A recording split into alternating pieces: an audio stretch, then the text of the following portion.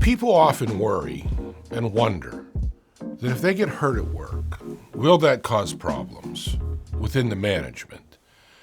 And I often will say to them, it might, because companies don't like work injuries. However, that's why I have a job, and that's why the Workers' Comp Act exists.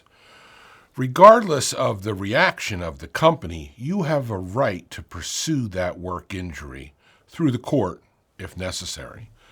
People are often worried that they'll be terminated because they report a work injury, because they hire an attorney, because they litigate, because all these things cause the company money to be spent.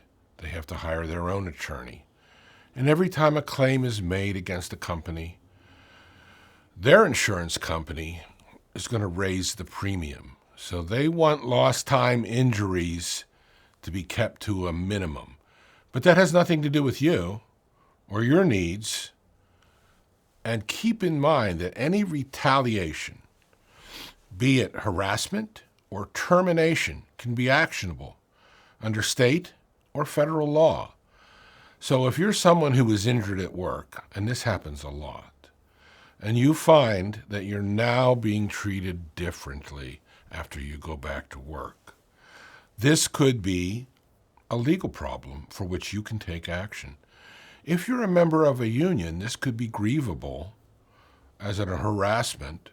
If you're not a member of a union, it still could be a violation of state or federal law. When we think that somebody has been terminated because they reported a work injury or they hired an attorney, we will often recommend that they seek the advice of a specialist in the area of wrongful termination. This is the area of the law where an expert will look at it to determine if there's enough evidence to sue the company for firing you for asserting your rights under the Pennsylvania Workers' Comp Act, which certainly you have the right to do. So if you find yourself in this situation, seek legal counsel immediately.